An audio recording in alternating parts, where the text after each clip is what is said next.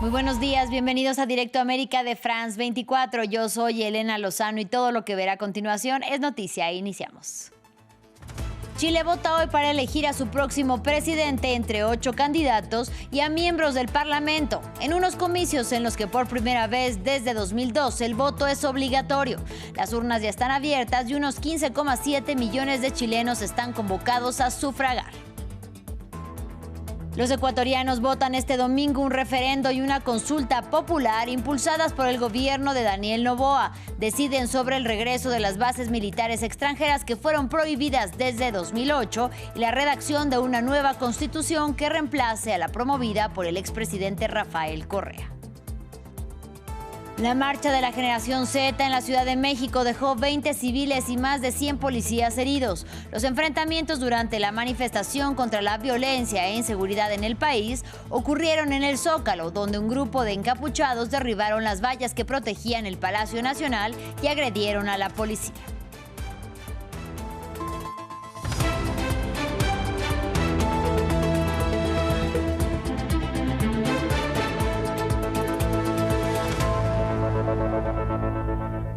Iniciamos en Chile. 15,7 millones de chilenos están convocados hoy a las urnas. Deben elegir entre 8 candidatos al sucesor del presidente Gabriel Boric y a los miembros del Parlamento. Se trata de unos comicios en los que por primera vez desde 2012 el voto es obligatorio. Vamos a Santiago con nuestro enviado especial Martín Gripo, quien se encuentra en el Estadio Nacional, principal centro de votación de esta capital. Martín, muy buenos días. ¿Qué dicen los chilenos del voto obligatorio y qué impacto podría tener? Adelante.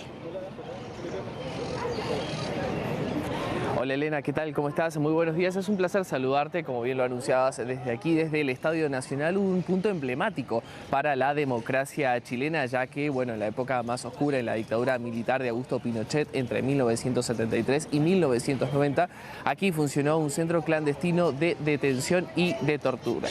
En lo que respecta al voto obligatorio, los chilenos en general se ven muy positivos, se muestran muy positivos frente a esta decisión, bueno, en una elección que es la primera elección presidencial desde que se aplicó esta normativa para obligarlos a concurrir a las urnas, en una elección claramente polarizada y donde, bueno, toda la ciudadanía ha mostrado su intención y su necesidad de concurrir a las urnas en una jornada en la que se espera que la participación de todos los chilenos sea muy alta, algo similar a lo que ocurrió en los plebiscitos celebrados años atrás, donde alrededor del 86% del padrón electoral concurrió a las urnas.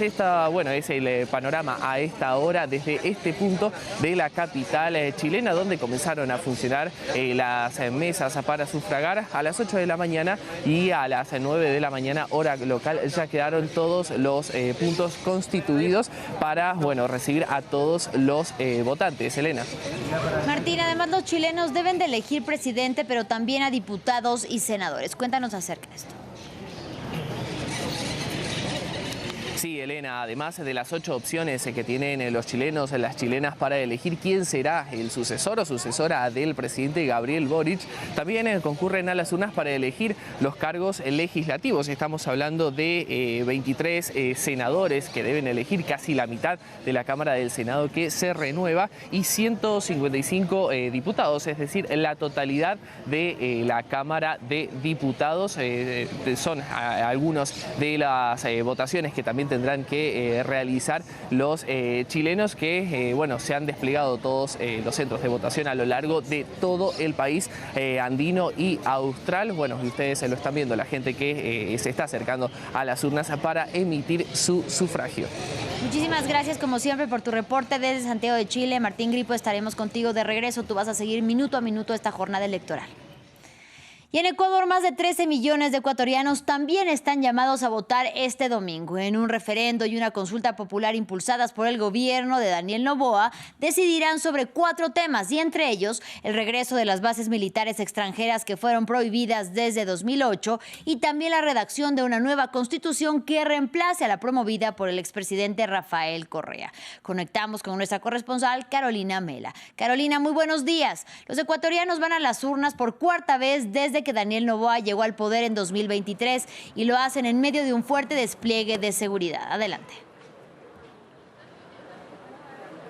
Así es, prácticamente se ha desplegado a toda la fuerza de la policía y de los militares. Son 118.000 hombres que están en las calles, no solamente en patrullaje, sino también custodiando los recintos electorales como este de aquí. Solamente en el que yo me encuentro he podido ver una docena de militares y es uno de los recintos que no necesariamente son de los más grandes que puede haber en la ciudad de Guayaquil, donde de manera particular se pone también la mirada en seguridad, porque justamente aquí hubo un atentado con coche bomba hace alrededor de un mes, así que la seguridad se ha resguardado mucho más, si es posible eso, de las últimas votaciones que ha pasado el país en los últimos 2 años cuando incrementó la violencia. Les decía que aquí en el país prácticamente la policía y los militares pues tienen un despliegue para poder reforzar la seguridad y sobre todo que en las últimas semanas se han dado varios operativos, prácticamente a diario operativos policiales para las capturas de nuevos criminales, algo que también se incrementa con la narrativa del presidente de que se necesita esta consulta popular y referendo con los cambios que se quieren hacer a la Constitución. Justamente, Carolina, ¿y cuáles son las claves de esta consulta popular y este referendo que decíamos es clave para el gobierno de Noboa? En el referendo hay 3 preguntas. Son que se prohíba la eliminación de la prohibición de las bases militares extranjeras en territorio ecuatoriano, quitar el financiamiento estatal a las organizaciones políticas y disminuir el número de asambleístas prácticamente a la mitad de lo que hay en este momento. En la consulta popular, la papeleta tiene una sola pregunta y es: ¿queremos o no una asamblea constituyente para escribir una nueva constitución? Y probablemente ahí está la clave de todo este proceso electoral que está viviendo el Ecuador, nuevamente el tercero en este año 2025. Y es que el presidente pues ve en esto que tener un marco legal un poco más a su medida, un poco más a las necesidades que él dice que tiene el país para poder hacer frente al tema del crimen organizado y la inseguridad, que es la principal preocupación que tienen los ecuatorianos. Esto ha tenido varios cuestionamientos de lado y lado. Ha habido una campaña por el sí muy fuerte por parte del gobierno y también de todos los funcionarios públicos, a pesar de que el presidente además también tomó una licencia para poder hacer campaña, estuvo gobernando al mismo tiempo. En este momento él no tiene una licencia, sin embargo, hace pocos minutos, cuando prácticamente se abrieron las urnas para este inicio de este proceso electoral, pues el presidente también hizo un nuevo anuncio en las redes sociales que ha capturado a uno de los criminales más peligrosos, un cabecilla de un grupo criminal denominado Los Lobos, que además de eso tenía mucha influencia transnacional porque operaba también desde España. Es un poco así como ha ido funcionando en estos 13 días de campaña, que además también históricamente son unas campañas muy cortas. Por lo general han sido campañas mínimas de 45 días y en este caso han sido apenas de 13 días. Ahí está, Carolina, me le agradecemos mucho la comunicación desde Ecuador y estaremos al pendiente de los resultados. Gracias. Y continuamos en México. La marcha de la Generación Z en Ciudad de México dejó 20 civiles y más de 100 policías heridos. Los enfrentamientos ocurrieron en el Zócalo, donde un grupo de encapuchados derribaron las vallas que protegían el Palacio Nacional y agredieron a la policía. La manifestación fue convocada contra la violencia e inseguridad en el país y participaron, además de los jóvenes, el llamado Movimiento del Sombrero, que surgió tras el asesinato del alcalde de Uruapan, Carlos Manso. Aquí los detalles. Tensión extrema frente al Palacio Presidencial de Ciudad de México.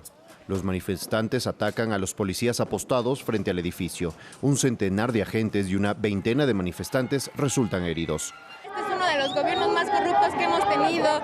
El narcogobierno vendido que en vez de defender al pueblo quiere defender a los corruptos y al narco.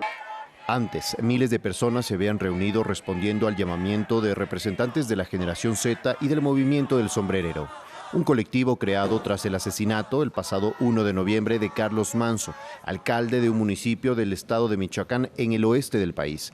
El edil era conocido por su lucha incansable contra el crimen organizado. Un asesinato que reaviva el debate sobre la política de seguridad de Claudia Sheinbaum, en el poder desde hace más de un año. En la marcha, muchos reclaman más firmeza por parte de la presidenta y de su partido de izquierda, Morena. Amamos a México, ya estamos cansados. Ya lárgate de aquí, Morena. Estás destruyendo a México. Esto no es México. La jefa de Estado acusa al movimiento de estar financiado por la derecha y la extrema derecha. Esta semana, el gobierno ha reforzado la presencia del ejército en el estado de Michoacán, ya afectado por una serie de asesinatos relacionados con el narcotráfico. A pesar de las críticas, Claudia Sheinbaum goza de una gran popularidad, entre el 70 y el 80% según las encuestas de opinión. Vamos a Medio Oriente. Mientras sigue vigente el frágil cese el fuego en la Franja de Gaza, los israelíes protestaron en distintas ciudades del país para exigir al gobierno del primer ministro Benjamín Netanyahu que permita la creación de una comisión estatal que investigue las responsabilidades internas por los atentados de Hamás del 7 de octubre del 2023. Además, piden el regreso de los restos de los 3 rehenes que aún permanecen en Gaza. Tenemos más detalles en el informe de Daci Lanza. Rendición de cuentas por el 7 de octubre de 2023. Es el pedido de los israelíes que salieron este sábado a las calles. El principal objetivo de las demandas, el gobierno de Benjamín Netanyahu. So we are here today to demand that the government will form a national investigative committee. Estamos aquí para exigir al gobierno que forme una comisión nacional para investigar los acontecimientos que condujeron al 7 de octubre y a todos los días posteriores. Este gobierno, que estaba en el poder el 7 de octubre y en los años previos, está impidiendo cualquier intento de formar dicha comisión. No quieren rendir cuentas y no lo vamos a permitir. They don't want to be held accountable. And we are here to say we are not having it. Además, aseguran que el primer ministro quiere influir en la investigación que estaría a cargo de la Knesset, el parlamento israelí. Llevamos ya unos 3 años haciendo esto. Empezamos con la reforma judicial y luego pasó a ser la guerra cuando queríamos que nos devolvieran a nuestros rehenes. Y ahora queremos una investigación nacional. Pero esto solo se puede hacer si nuestro primer ministro Benjamín Netanyahu está de acuerdo. Y no lo está. Él quiere una investigación de la Knesset en la que él mismo nombre a las personas que emitirán los juicios. El diario israelí Haaretz informó de manifestaciones en todo Israel, desde Tel Aviv pasando por Haifa y Kiryat Gat, donde se congregaron antiguos líderes policiales y judiciales, así como ex rehenes y familiares de las víctimas. Los manifestantes también exigieron la devolución de los restos mortales de los 3 rehenes que aún permanecen en Gaza, mientras sigue vigente un frágil cese el fuego y un futuro incierto para el devastado enclave palestino. Finalizamos en España. El sábado en el País Vasco, la selección palestina de fútbol disputó su primer partido en Europa frente a la selección vasca. A pesar de una derrota 3-0 para los palestinos, este evento representó más que un simple juego. Fue una celebración llena de emociones y marcada por homenajes y reclamos de independencia para Palestina. Los detalles en el siguiente informe. Con la cufilla alrededor del cuello, los jugadores palestinos entran al campo del estadio San Mamés. La casa del Athletic Bilbao está llena para el partido amistoso contra el País Vasco. Antes del encuentro, el primero de su historia en Europa, la selección despliega una pancarta en la que se lee "Stop Genocidio". Compuesta por jugadores que compiten en España, el equipo vasco se impone lógicamente 3-0. Pero para los palestinos, lo esencial está en otro lugar. Creo que nunca he jugado ante tantas personas y la atmósfera fue genial. Los aficionados son realmente increíbles. Todos cantaban, gritaban. Fue increíble. Un partido para reafirmar el apoyo del País Vasco a la causa palestina. Los ingresos de la venta de entradas se destinarán a asociaciones humanitarias que trabajan en la Franja de Gaza. La mayoría de los jugadores nunca ha vivido en el enclave, devastado desde hace 2 años por el ejército israelí, a diferencia de su entrenador. Mi casa fue destruida durante esta guerra. Todos hemos sido afectados. Mi madre todavía vive en una tienda de campaña. El martes, la selección palestina jugará contra el equipo de Cataluña. La Federación Palestina espera que esta gira por España ayude a atraer la atención sobre la situación en Gaza. La guerra ha diezmado el deporte palestino. Todas las infraestructuras deportivas han sido destruidas en el territorio y más de 1.100 atletas, entrenadores y árbitros fueron asesinados. Así llegamos al final de este espacio informativo. Gracias por su compañía y hasta la próxima.